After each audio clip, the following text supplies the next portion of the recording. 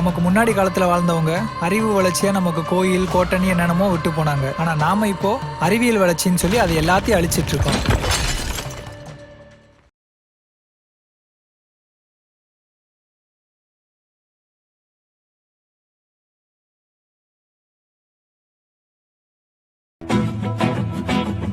அனைவருக்கும் வணக்கம். நான் உங்கள் பத்திரிகையாளர் ஆர்.எஸ். கார்த்திக். இந்த வீடியோவில் நம்ம பார்க்க இருக்கிறது நம்ம வேற லெவல் சினிமா சேனலோட சினிமா விமர்சனம். இப்போ நம்ம பார்க்க இருக்கிறது இந்த வாரம் திரைக்கு வந்திருக்கிற ஒரு நல்ல படங்க. அதாவது எப்படி சொல்கிறது, மதி மாறன். இந்த படத்தோட பெயர் மதி மாறன். புரட்சியாளர்கள் பலருக்கும் பேர் மாறன்னு வைப்பாங்க. இந்த படமும் கிட்டத்தட்ட ஒரு புரட்சிகரமான ஒரு படம் தான், அதை சொல்லி தான் ஆகணும். அதுக்காக கடவுள் மறுப்பு கொள்கை, அது என்ன பெண்ணடிமைத்தனம் போக்குதல் அந்த மாதிரிலாம் இல்லைங்க. இன்றைக்கி ஏற்ற ஒரு பிரமாதமான கதையை இந்த படத்தோட கதையாக மையமாக இந்த படத்தின் இயக்குனர் மந்த்ரா வீரபாண்டியன் கையில் எடுத்திருக்கிறாரு. இவர் யாருன்னா, இவர் பாலா, இயக்குனர் பாலா கிட்ட உதவியாளராக இருந்தவர். முதல் படங்கிறது தெரியாத அளவுக்கு ரொம்ப துணிச்சலாக இந்த படத்தை இயக்கியிருக்கிறார். என்னடா துணிச்சல் அப்படின்னு சொல்கிறேன்னா, இந்த படத்தோட கதை மட்டும் கிடையாதுங்க. இந்த படத்தின் கதாநாயகனும் உருவ அமைப்பில் கிட்டத்தட்ட அவர் ஒரு மாற்றுத்திறனாளின்னே சொல்லலாம். அதாவது படத்தில் அவரை குள்ளன்லாம் கிண்டல் அடிக்கிறாங்க. நமக்கு அந்த வார்த்தை பிரயோகப்படுத்த விருப்பம் இல்லை. அவர் கொஞ்சம் உயரம் குறைவானவர், ஆனால் மதிநுட்பமானவர். அதுதான் இந்த படத்தோட கதை. ஜிஎஸ் சினிமா இன்டர்நேஷ்னல் பேனரில் இந்த படத்தை மந்த்ரா வீரபாண்டியன் இயக்கியிருக்கிறாரு. இந்த படத்தில் கதாநாயகியாக நாச்சியார், லவ் டுடே சமீபமாக பயங்கர ஹிட்டு படம், ஏஜிஎஸ் நிறுவனத்தோட லவ் டுடே. அந்த படங்களில் கதாநாயகியாக நடித்த இவானா தான் இந்த படத்தில் முதன்மை பாத்திரத்தில் கதாநாயகினா ஹீரோவுக்கு அக்கா கேரக்டரில் வராங்க. அக்கானா கதை நான் முதல்ல சொல்லிடுறேன். ஹீரோவும் இவானாவும், ஹீரோ பேர் வெங்கட் செங்குட்டுவன். அவர் தான் நான் சொன்ன அந்த உயரம் குறைவானவர் ஆனால் மதிநுட்பமானவர். அவரும் இவங்களும் எம்எஸ் பாஸ்கருக்கு திருநெல்வேலி ஜில்லாவில் ஒட்டிப்பிறகுல இரட்டை குழந்தைகள். அதில் இவானா அழகு பதுமையாக இருக்கிறாங்க. கொஞ்சம் மதிநுட்பம் கம்மியான அவருக்கு பேர் மதி. ஆனால் உயரம் குறைவான மதிநுட்பம் மிக்க இவருக்கு பேர் நெடுமாறன். அவங்க அப்பா எம்எஸ் பாஸ்கர். அவரே ஒரு புரட்சியாளர். ஏன்டா கம்யூனிஸ்ட் பேசுகிறவன் சாமி கும்பிடக்கூடாதான்னு ஒரு உதாரணம் சொல்லுவார் பாருங்க படத்தில்.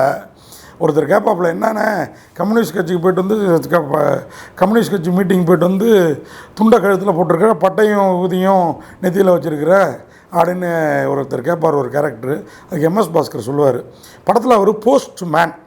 அப்பா கூட சின்ன வயசில் இந்த ரெட்டை குழந்தைகள் அவர் சைக்கிள்லேயே அவர் லெட்டர் டெலிவரி பண்ண போகிற இடங்களுக்கெல்லாம் போவாங்க.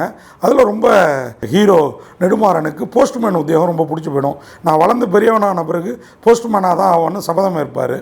இப்போது அக்காவும் இவரும் பள்ளி பருவம், அடுத்து கல்லூரி பருவம், 2 பேரும் வேறு வேறு காலேஜ். அதுக்கு காரணமாக அழகாக ஹீரோ, ஏன்னா அந்த அம்மணி மதின்னு பேர் இருந்தாலும் மதி கொஞ்சம் கம்மி, இவர் உயரம் கம்மியாக இருந்தாலும் மதிநுட்பமானவர். இவருக்கு நல்ல ஒரு காலேஜில் சீட்டு கிடச்சிடும், அந்த அம்மா கொஞ்சம் தள்ளி வேறு ஒரு காலேஜில் சீட்டு கிடைக்கும்.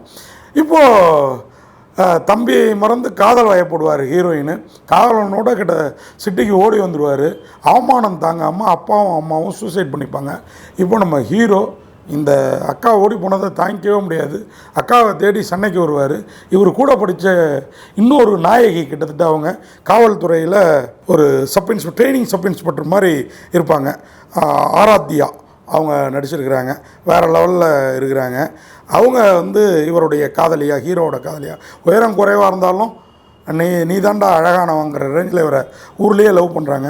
இங்கே அவங்கள தேடி வர்றாரு. வந்தவர், என் தங்கச்சி எங்கே போயிருக்கா தெரியுமான்னு என் தங்கச்சியை கண்டுபிடிச்சி கொடுக்கணுன்னு வருவார். அப்போது அந்த அட்ரஸை பிடிச்சி கொடுப்பாங்க. அதுக்குள்ளார இவருக்கு போலீஸ் ஸ்டேஷன்லேயும் சில அவமானங்கள் நடக்கும். எல்லாத்தையும் பொறுத்துக்கிட்டு தங்கச்சியை தேடி வருவார்.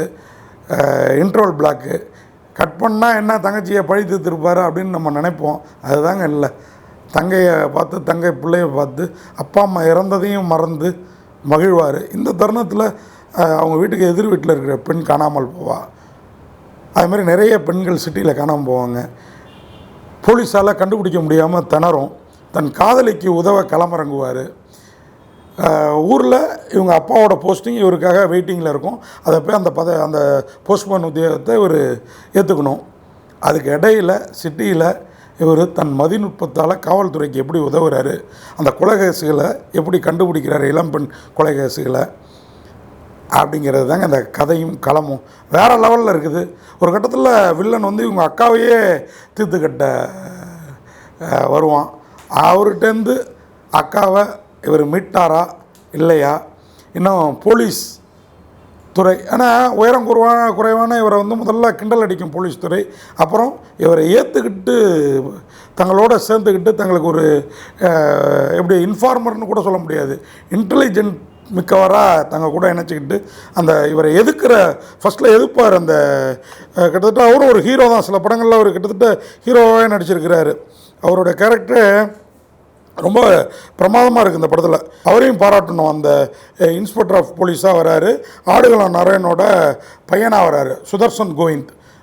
படத்தில் வந்து ஆடுகளம் நரேன் வந்து கமிஷனராக வராரு, அவருடைய சன் தான் சுதர்சன். அதெல்லாமே ட்விஸ்ட்டாக இருக்கும். நீங்கள் படம் பார்க்குறப்ப உங்களுக்கு தெரியும், வேறு லெவலில் இருக்கும். எம்எஸ் பாஸ்கர் நடிப்பில் அந்த படத்துக்கு பெரிய சப்போர்ட்டுங்க. அதுமாதிரி ஆடுகளம் நரேன், பாவா செல்லத்துறை ஒரு வாட்ச்மேன் கேரக்டரில் வருவார். அவர் வந்து போலீஸ்கிட்ட சொல்லாத ரகசியத்தை நம்ம ஹீரோக்கிட்ட சொல்லுவார். ஏன் சொல்கிறாரு, எதுக்கு சொல்கிறாரு, ஒரு மனுஷன் என்னத்தை எதிர்பார்க்குறான். கிட்டத்தட்ட இந்த உயரம் குறைவான இந்த நாயகரும் பாவா செல்லத்துறையும் கிட்டத்தட்ட ஒரே மனநிலையில் உள்ளவர் தான். உன்னை எனக்கு ரொம்ப பிடிச்சி போச்சுன்னு அவர் அந்த உண்மைகளை சொல்லுவார். பிரவீன்குமார், சுதர்சன் கோவிந்த், எம்எஸ் பாஸ்கர், நான் ஏற்கனவே சொல்லிட்டேன். இவங்க எல்லாரையும் காட்டிலையும் அந்த வெங்கட் செங்குட்டுவன், அவரை தாங்க சொல்லணும்.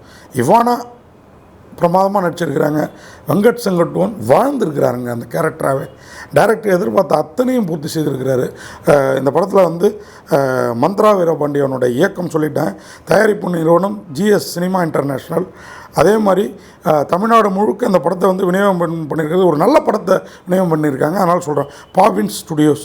அதுமாதிரி இசையமைப்பாளர் கார்த்திக் ராஜா. சில இடங்களில் எனக்கு கார்த்திக் ராஜா கண்ணுக்கு தெரியவே இல்லை, இளையராஜா தான் தெரிகிறாரு. அவ்வளோ பிரமாதமாக போட்டிருக்கிறாரு.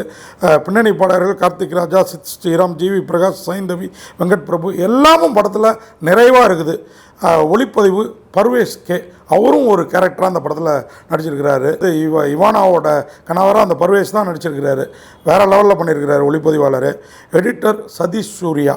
உண்மையாக படத்தை கத்திரிக்கோள் எடுக்கலான்லாம் நம்ம வழக்கமாக சொல்லுவோம்ல, அதெல்லாம் சொல்ல வேண்டியதே இல்லை. மதிமாறன் நம் மதி மயக்குகிறான். மதிநுட்பமான ஒரு மாரல் சினிமாவாக தெரிகிறான்.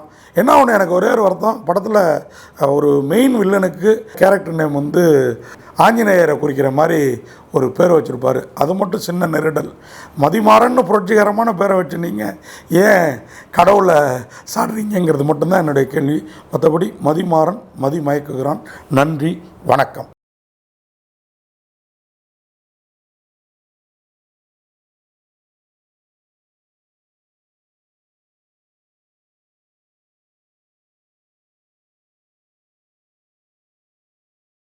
இந்த வீடியோ உங்களுக்கு பிடிச்சிருந்தா லைக் பண்ணுங்கள், கமெண்ட் பண்ணுங்கள், ஷேர் பண்ணுங்கள், சப்ஸ்கிரைப் பண்ணுங்கள்.